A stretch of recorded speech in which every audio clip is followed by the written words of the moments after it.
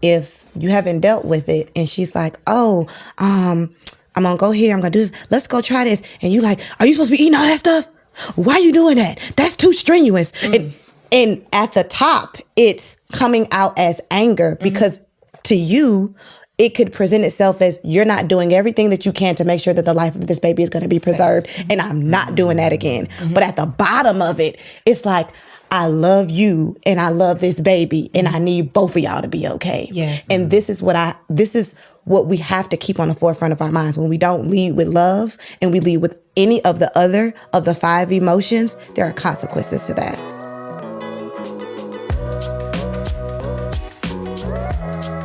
What's going on, y'all? Welcome back to another episode of Romance and Real Estate, where we help you level up in life, love, and money.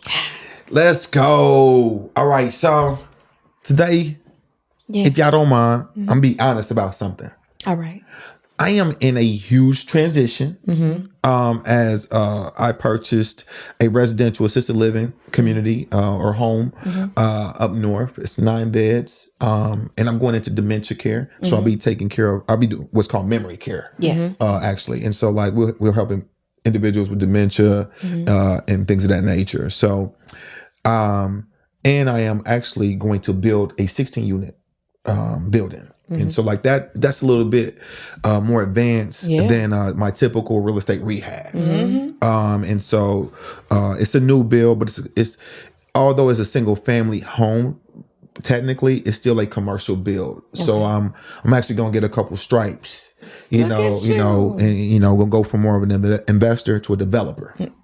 But in doing that, I would say that there's been a tremendous amount of discomfort on my end because I've had to liquidate some of my assets because the build is a $2.8 million build. All right then. And then my architect and civil engineer. For those who don't know what a civil engineer, the civil engineer is the architect to the land as the architect is to the building. Okay. So he takes care of the waterways, the runoffs. He acknowledges the land that we can build on. They take care of, making sure that the cable line comes through, the gas line, the sewer and everything. And they have to create the path if there's no water present in the area. Gotcha. And so I got a bill for $191,000. My Lord. I've never invested that much into paper. I won't have anything physical. Right. You just have information. Man. And so with that, there's a large risk. Because you could pay for that and not be able to build. That's right. My God. And 191 gone. Man. And so, but I'm knee deep in it. This is where I'm going. This is the decision I've made. And I've decided to go into home care and assisted living because of its again, as we say, recession-proof tactics. But you brought a different element to me. And as I told you, I was like, man, I'm working on my own little chain of McDonald's. Yes. Where we not only have the service, we're actually acquiring the land and the real estate. Yes. So we are getting the double whammy, but we also got the guarantee, though, of government funding. Yes. Through Medicaid and Medicare. You can do private pay, but you have that option. Yeah. I say all that to say, though, I've had well over 24 rental properties. Real estate has just been my thing, right? Yeah. And to liquidate some of my assets to get the liquid funds to execute this has not been a comfortable situation. I bet. Because a lot of people think that, oh, you're a millionaire because you make millions every year. Right. That's not always true. Yeah. You're a millionaire based on the assets that you have that you maintain, and as they grow, you grow. Right. Yeah. Your wealth. Growth. And so to liquidate some of those has been uncomfortable. I bet. But as I say, I'm all in. I'm locking in. I'm focusing. I'm getting educated. I've secured the right mentorship. So I have weekly calls with a mentor that has done this. I have weekly calls with my architect because my architect is now teaching me every step of the way. Right. Versus just getting the plans right and just okaying it. Gotcha. So I don't need to be an architect, but I definitely need to understand why the architect is doing what they're doing. Absolutely. And that's giving me a little bit of comfort. In the risk, the risk that I'm taking, because again, this is a new route, and typically I get plans. They come back in a month. If anything, I help design the plans. Yes. Because it's basic and it's just real estate. It's still complex if you don't know real estate, but as I've had the reps, I became comfortable. Yes. Right. So going into this, I will say that there's a little bit of anxiety. There's little bit of there's not uncertainty, because once I put my head to it, meaning like I'm commit, it's gonna work. Yeah. All right. But navigating territory that I've never really went down that road, I would say that it brings a certain amount of uncertainty. So again, I hope that if you're listening, you understood that I said, hey, I've talked to my architect weekly and I'm paying for that time. Yeah. I have a mentor in it, and I'm now building relationships with my competitors. Yes. That's huge. So I actually have been going to dinner with my competitors once a week. Look at that. So like my girlfriend originally was like, 'cause she's my business partner in some of this, she was just like, why? Why we going out with her? And I was just like, it's important to understand what the Lakers are doing if you're the Chicago Bulls. And you're getting into a game that they're playing and that they're good at. Yeah. And so at the end of the day, it's not to like directly spy on them, but it's almost to see what kind of value we could be to them. Absolutely. And she was just like, well, you offering up our services? And I was just like, no, it's not that. You don't always have to look at helping somebody like giving up your time. Right. And in some cases it is. In some cases it may be like we may have an asset that they need. That's right. And they may have assets that they need. We may have an asset that they need. And so I think that's kind of like diffuse that energy. Yes. But I think though, those are the things that you have to know as you're getting into real estate, you're getting into different fields, that it's okay to partner with your competition. Absolutely. They could be your biggest lead generating asset, because as they grow, they may not be able to take on everybody. And if you have a relationship with them, they may be able to give you, some leads to come your way. So like, that those are some of the things I'm working through. So I'm working through her fears and my fears, but our fears are different. Despite those, I think that I wanted to share how I'm navigating those valleys and peaks, even at the beginning. Like I said, I'm paying $200,000 for paperwork. Paperwork. That's a big investment. I got drunk that day. I opened up a $600 bottle. I can't even make this up. I was like, this is not okay. It's time for a sip. So I just wanted to share that with you. Just a moment of vulnerability. As I understand those who enter into new situations have fears. And you're moving into a space that's bigger, would you say, right? It's bigger than what you've done before, right? It's good. Bigger. The return is greater, right? The magnitude is just more intense. The bigger the risk, the bigger the reward. Come on now. But you're committed. You want to see this through. I ain't got no choice. You see the value in it. Yes. So even though it makes you incredibly uncomfortable, I mean, open up a $600 bottle is no little thing. You're still sticking with it. No doubt. You're enduring the growing pains. Yes. The growing pains. My Lord, stay with me. So in a prior episode, we were talking about when the man has invested such that the wife has been able to be home with the kids, and then the kids now go to school and she's still at home, like, what's up? And Erica was sharing that, hey, a conversation is necessary. But it was something about what she said that I really believe we can help bring some value to, because she said she warned against initiating a conversation with an end already predetermined in your mind, and not giving any credence to what the other party's going to bring to that. Is that correct? That's what you were saying? Absolutely. Absolutely. Because many don't really understand or pay attention to the way you start something. And we always say, start how you want to finish, right? So if you come into the conversation with the end already in mind, then you're not including the person that you are wanting to actually have a conversation with. And a conversation is just that. I speak, and then you speak, and then collaboratively we come up with the solution. anything outside of that is not a conversation. It's a dictatorship. Right. And so with relationship, there's an element of growth, right? That is not discussed enough, but this is huge. And my prayer is that you would take this seriously and implement it and really get the results in your life. Because you might be surprised. Now, you are pretty high in emotional intelligence. I got to give it to you. So you don't approach conversations as maybe the average person would. But it might surprise you how many individuals enter into a conversation with the outcome already predetermined. Like, when I get home, I'm going to talk to her about this because this is what we're about to do. When I get them on the phone, I'm going to talk to them about this because we got to make this shift. And then when the other person brings something that didn't align with your predetermined outcome, now we're in conflict. We got a problem because you didn't actually come to this to collaborate. Yeah. You came to this to dictate. Yes. And that goes both ways. It's not just men to women, or it's also women to men. We've already mapped out the entire conversation instead of mapping out how to compassionately communicate where we are with it right now. So when you spoke to your discomfort and the growth and some of the anxiety and just like unease, man, I was like, that happens in everyday conversation. But respectfully, men, when you all are communicating in relationships, the one emotion that you all lead with is anger.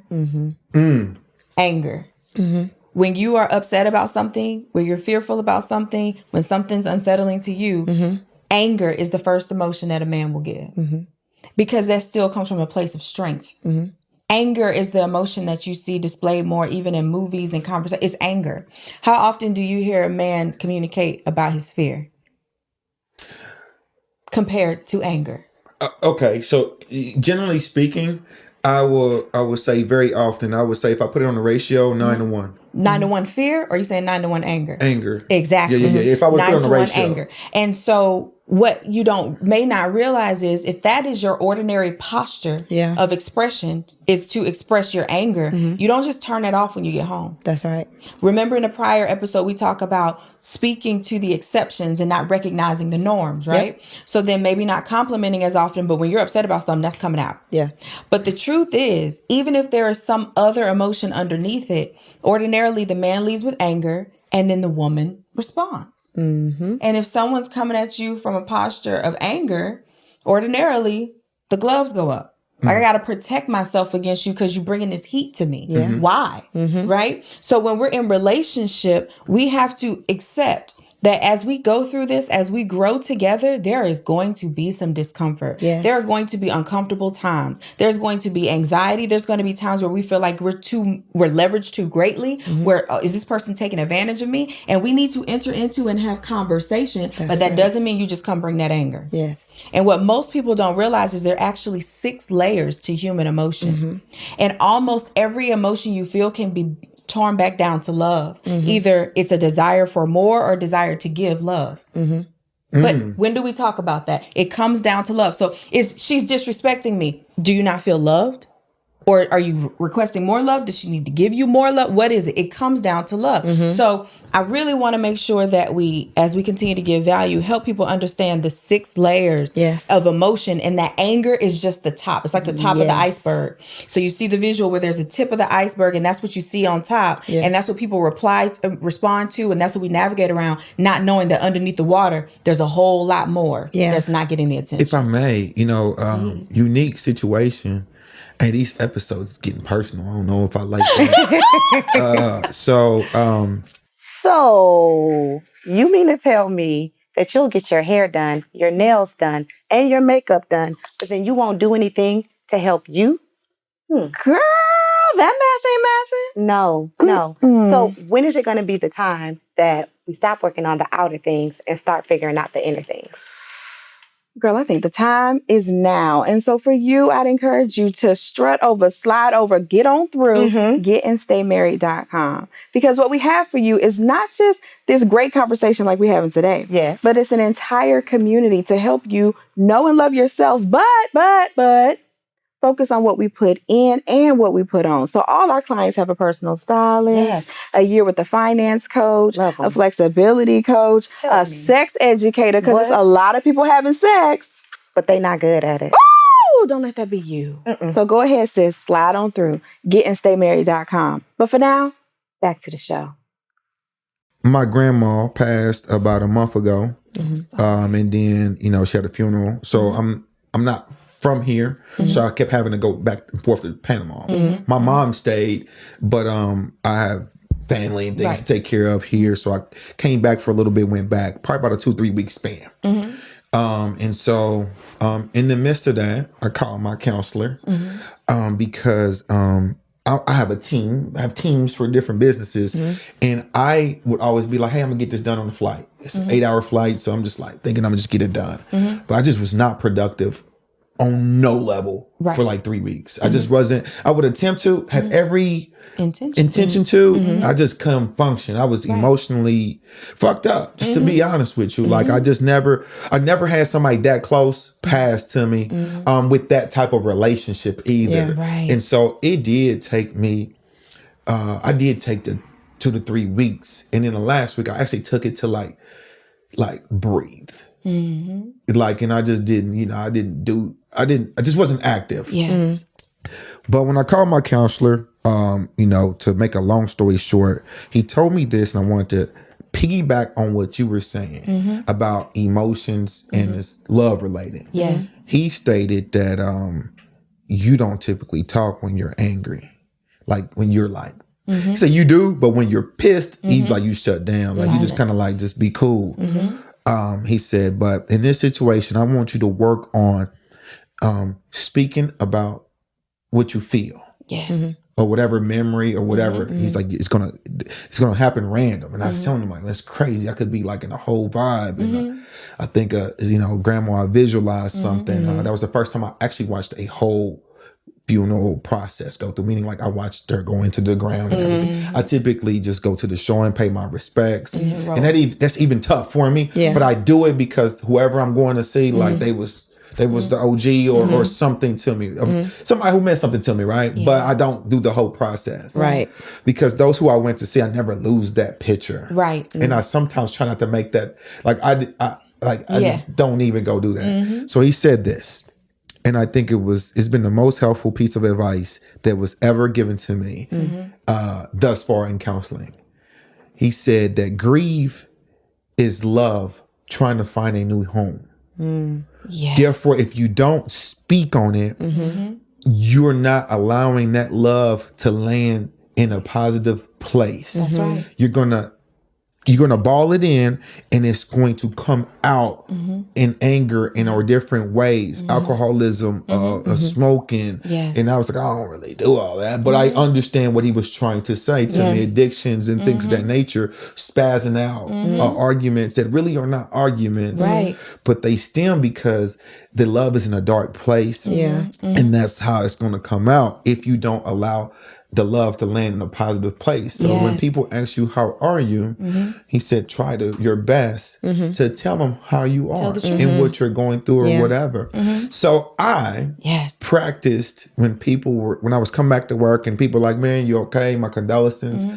I would share that with everybody who I spoke with. I was like, well, I'm going to share it with you. I was telling somebody, I seen death on Facebook every day. I have 5,000 friends on there, and not everybody's like a literal friend, but you get what I'm saying? So you just realize how normal it was for this to go on versus in the past. I'm not saying I wasn't empathetic for people's losses, but now I felt totally it hit different. It does. And so now I make sure if something happened out and I say, hey, my condolences and my prayers, I literally will say a baby prayer for you. Dear God, please be with them. Today I just will pause. And then just be like, man, I hope that they're okay. Like I would really think about it.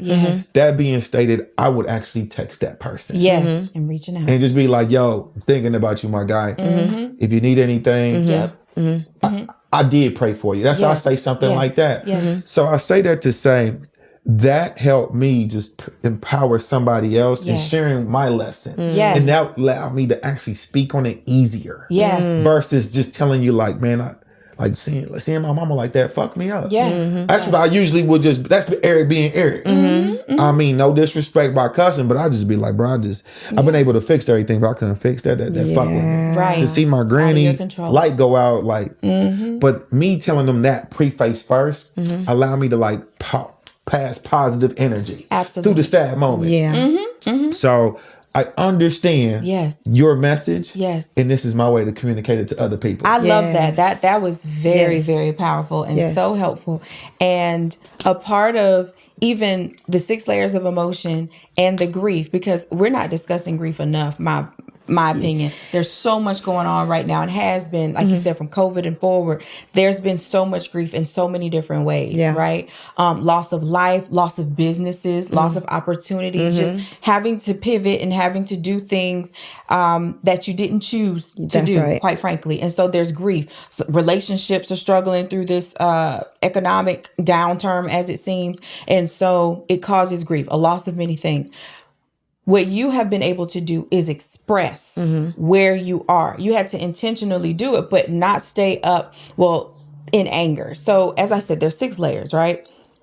Love being the 6th at the bottom, the one that's actually at the root of all. And then at the top is anger. So you have anger, pain, fear, regret, desire, and then love. Say that one more time. Anger, Yeah. Pain, fear, regret, desire, and then love. And anytime you find yourself angry, a really important skill is to work through those emotions until you can get back down to love. Because then you can come from a place of compassion. Yeah. Now, let me link this up to what you just said and how it can be very, very powerful. Well, it's already powerful, but even more. When you recognize from a relationship perspective, in any type of relationship, when you're going through grief and that love is looking for a home, right? You allowing yourself to transparently, honestly, even vulnerably connect with other people helps you learn where that love can now land next. When you keep it bottled in and you're not working your way through all of those emotions, that love doesn't have anywhere to go. It's like packed up and then you're stuck on the loss. Yeah. You're stuck. Remember we talked about being able to have the growing pains. Yeah. Accepting a loss and allowing that to grow you and grow from it, that takes intentionality, that takes maturity. When you refuse to do that, it's like a child just holding on, just throwing a tantrum, stuck. And then that's the situation that you will feel like you are in when it's like, I'm just not able to move on from this. You're not allowing yourself to love again. Yeah. You're keeping it right there, reserved for that person, that experience, that business opportunity, whatever. Instead of saying, you know what, that was tough, and allowing yourself to connect in that vulnerability to someone else and let life show you where that love deserves to land next. Now I have a question. That's a death, right? Let's talk about like divorce. Yeah, exactly. That's a death too. Yeah, it is. Yeah, that's why I'm, I wasn't going to call it that, but I'm looking at it like it's the end of something, right? Oh, it is something. All right, so example, a dude got divorced, he meets a woman, but he's steady talking about the other woman or the divorce. That could affect that whole vibe. I don't want you coming. It will. And so how does somebody do that in a healthy fashion? Well, That's probably loaded. I was about to say there's so many angles. Erick. Yeah, but I see a lot of people be like, man, she kept talking about her ex. But like that's probably a death. And that person just didn't know how to like let it out. But they're probably letting it out on the wrong person. So this goes back to, and it's going to sound simple, but clearly, we have to start calling things what they actually are first. When you said, well, a divorce, and Shinoria said, yeah, a loss. And you was like, well, I wasn't going to call it that. But it is a loss. And when we don't call things what they really are, then we don't deal with them for what they really are. So then we don't deal with it in grief first. Right. We skip over the grieving process of the loss because we don't consider it to be a loss. We take it on the shoulder and it's like, well, it's life. It happens. That relationship didn't work out. But then the inside of you, something died. The connection to that person, the relationship with that person, the time that you spent, the energy, dead, gone. And the hopes and dreams of what it was going to become. Could it's have. not even just what happened. It's what you thought was going to happen. Especially if you thought you would have kids with this person. If y'all were going to do a business endeavor together. It's the death of what was and the death of what you hoped for. In my case, I've had a lot of celebrations of death. Because I just be like, hey, man, I'm glad I dodged that, bud. Well, yeah. celebration. So we like to call it celebration of life. Like you celebrate My bad. the life. You know, because it's been like, man, I'm glad that didn't happen. Right. But that's the growth. No bother on that one. That's seeing beyond the pain and getting to the purpose in it for you. Right? So do y'all support divorce parties? What? People have divorce parties. They get divorced and have a party over the divorce. Oh yeah. I mean, you have to go through your own healing process. Exactly. I don't judge anybody. That's not that. Erica just said when you refuse to see a situation for what it is, then you do not deal with it in the way that it deserves. A divorce party is not dealing with that grief in the way that it deserves. Yeah. Do you party like that, like what you're saying, when someone dies? Yes. No. When someone close to you dies. Well, I'm going to be honest with you. Some people, I've seen people not party. Stay with party. Stay with party. Remember, I said celebration of life. I said that. So my parties today at 40 totally different than parties at 30. And so what I'm saying, like, people do celebrate in the sense of a funeral happens, everything good, and then people have a barbecue. Yes, that's a celebration of life. Right. I'm talking about you, and that's not what you're talking about. You say a divorce But party. for me, that's a party. Because like you come with alcohol and cards, and we having a good little crib party. That's why I said at 21, I'm telling you the party's at the club. That's totally different. Mike is coming in. But I think what they're saying is when they throw that party for the person who died, they're celebrating the life they had, not the fact that they died. Yes. Understood. Thank you. Yes. Thank you. Clear. So when you throw a divorce party, you're being callous to the actual emotional journey that you deserve to go through. Understood. It's too serious to play with it like that. Right. Just say it like that, right? Got you. And when you do that, you throw your divorce party, I'm ready for the next one. What you're not realizing, remember I said that iceberg? It seemed like you dealt with this part on top, but you still bringing all of this. And when you get with the next guy or the next woman, that has to get dealt with. Yeah. Period. There's a phrase that people use often, and I can't stand it. Time heals all wounds. That's a lie. No, it doesn't. You can put a nice scab on something, but eventually we're gonna have to deal with this. And that is what we're seeing over and over again. People dealing with the top, not dealing with what's underneath, and then taking that into their next situation. And then it may not be up front. It may take a couple years, but stuff starts exploding. Absolutely. Stuff starts unraveling. Can you give me an example? Yes. Let's say you were in a past relationship and there was a miscarriage. The baby was lost, right? And okay, you buried the baby, you dealt with it, and then you move on to the next person. Y'all get pregnant. She's pregnant. She's working on having a baby. You didn't really deal with this loss for real. Like, you didn't really process it. You kept working. You were like, okay, well, I guess that's not going to happen. And you didn't realize that because you didn't process this, now you have a lot of anxiety over this new baby. Like, you are stressed. Like, you are worried. You're not even able to enjoy it because you're, as they say, waiting on the other shoe to drop. You're waiting on something to go wrong because you didn't really process all that pain. And let's say it's the man who is in this situation. Now the woman is wanting to do all these things. Let's take maternity pictures. And you're like, I don't know if we need to be doing that. Well, I want to get in the camping. I don't know. Why?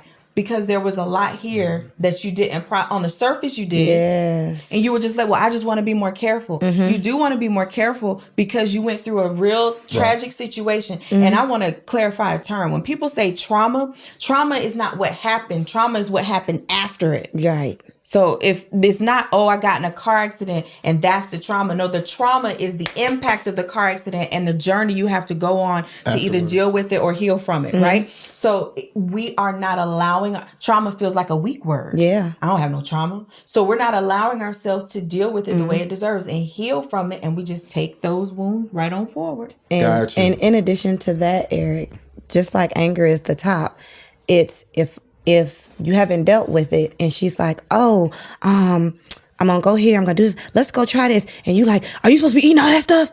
Why are you doing that? That's too strenuous. And at the top, it's coming out as anger because to you, it could present itself as you're not doing everything that you can to make sure that the life of this baby is going to be preserved. And I'm not doing that again. But at the bottom of it, it's like, I love you and I love this baby and I need both of y'all to be okay. Yes. And this is what we have to keep on the forefront of our minds. When we don't lead with love and we lead with any of the other of the 5 emotions, there are consequences to that. Yes. So in the beginning, when we talked about men, remember I said, do you think they express their fear or anger first? You said, yeah, 9-1, anger. That's it. She just gave an example. Leading with anger and not wanting to be vulnerable enough or not wanting to touch that pain from before enough to come down and actually express the love.